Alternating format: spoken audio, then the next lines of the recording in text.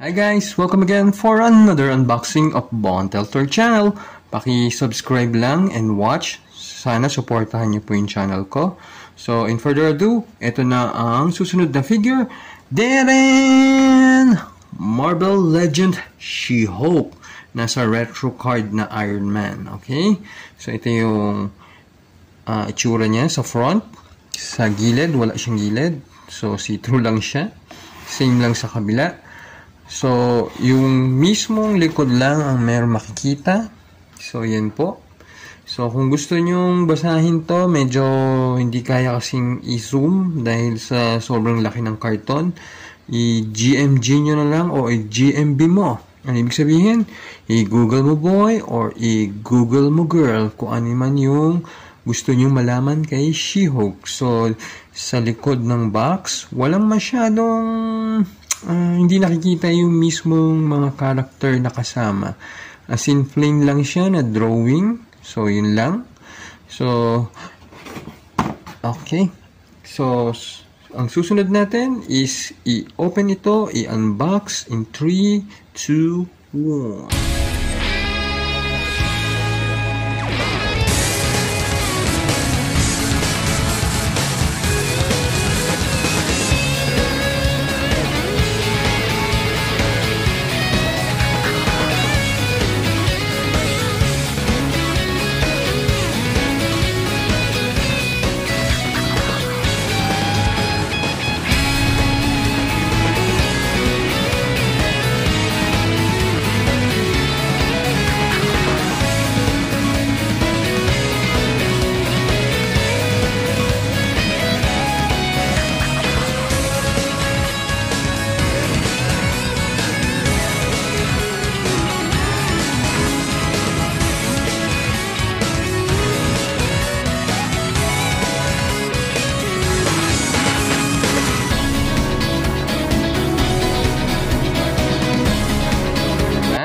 Ito na si She-Hulk out of the box.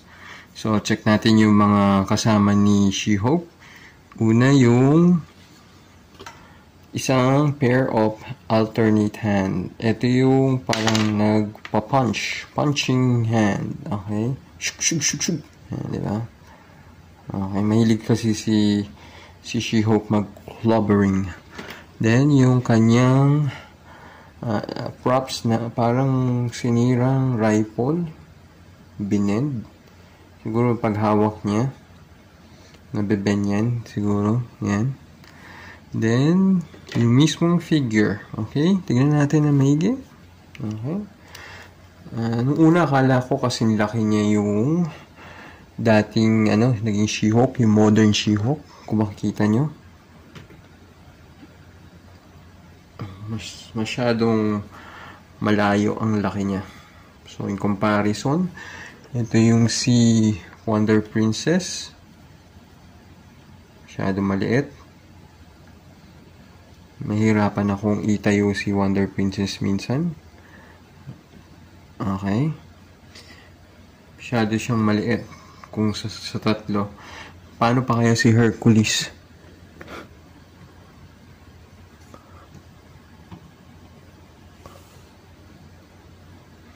Napakaliit. Okay. Napakaliit niya. Si Hulk lang may pinakamalaki.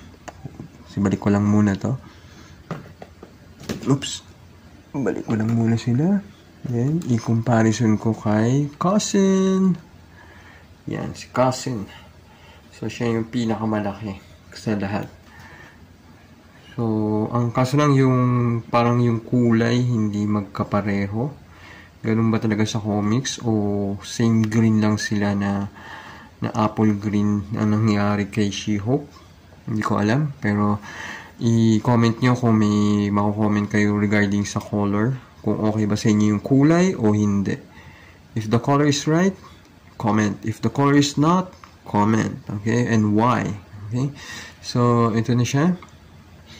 Okay. Balik ko lang. So, i-check ko lang tong figure mismo. Ganda yung pagkaka-print sa kanya ng Hasbro. Okay. Okay. Ito si Jennifer Walter. May lumabas ito sa sa Netflix ba yun o sa yung series niya na hindi rin naman maganda. So, okay. Ito member siya ng ng Avenger tsaka Fantastic Four. Itong damit na to parang Fantastic Four yung outfit niya. Ito yung medyo vintage look niya. Okay. So, tingnan na natin. So, yung ulo, kung paano siya yumuko. Okay. Medyo hindi siya yukong-yuko kasi nakakatama yung buhok. Okay. So, pag tumingala, hindi rin maganda kasi tumatama yung buhok pa rin. Pero in fairness, maganda yung pagkakagawa ng kanyang buhok. So, next, yung kanyang body. So, abdomen lang yata ang meron siya. Pero parang mahirap din. Okay, medyo kinakabahan ako. Okay, natutwist siya. Okay. Pero wala siyang waist swivel. Talagang wala. Wala. Then, sa kamay, 360, medyo hirap dahil kasi tumatama pa rin yung buhok. Okay, hanggang ganyan. Unless na isa-side mo siya. Okay, ito 3D. Yan. Sa side, then 360. Pwede. Pero kapag nakaganyan lang siya, naka-front yung ulo, mahihirapan kahit sa kabila. Okay, yung bicep, may twist, pinless, double jointed na. Okay. Then, twist yung hand, may pivot din, may bali din. So, ito yung katulad kay Kazar. Kaso lang, pinaint nila. Okay, good naman to. Pero sana, kung normal na flesh lang, wag nang lagyan ng guhit pa. Nakakapangit eh. Okay. So, ito yung kanyang tie. May tie siya. Ganda. Okay, ano rin siya. Pinless din yung kanyang knee. Double jointed knee siguro to. Double jointed. Okay. Tingnan natin. Mukhang yung kanyang boot swivel. Okay, meron. Then yung kanyang paa. Okay. Hanggang ganyan. Mas nakakasipa siya ng front na ganyan. Then, pa-back. Tingnan natin. Hindi masyado. Hindi siya nakakasipa pabalik. Dahil kasi sa malaking butt. Okay. Then, nakaka-split ba siya? Maganda yung pagkaka-split niya. Okay. Okay. So, hindi ko lang alam kung yung kulay is akma or hindi.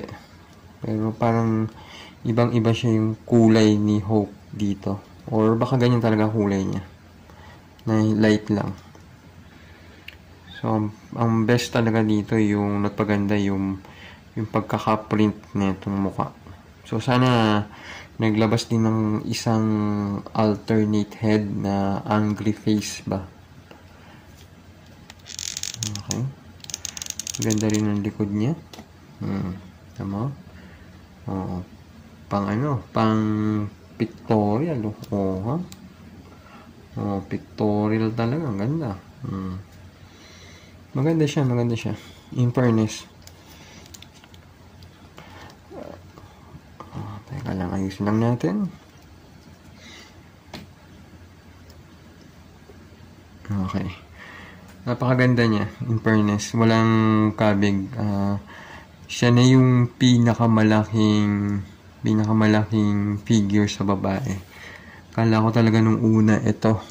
Pero nung nahukay ko ulit sa aking storage, mas malaki pa rin yung modern. Kaso lang, may tumalo sa kanya. Ngayon, yung pinakamalaki ay ito. Si Vintage or Retro She-Hope. Okay? So, susunod natin yung comparison in 3, 2, 1.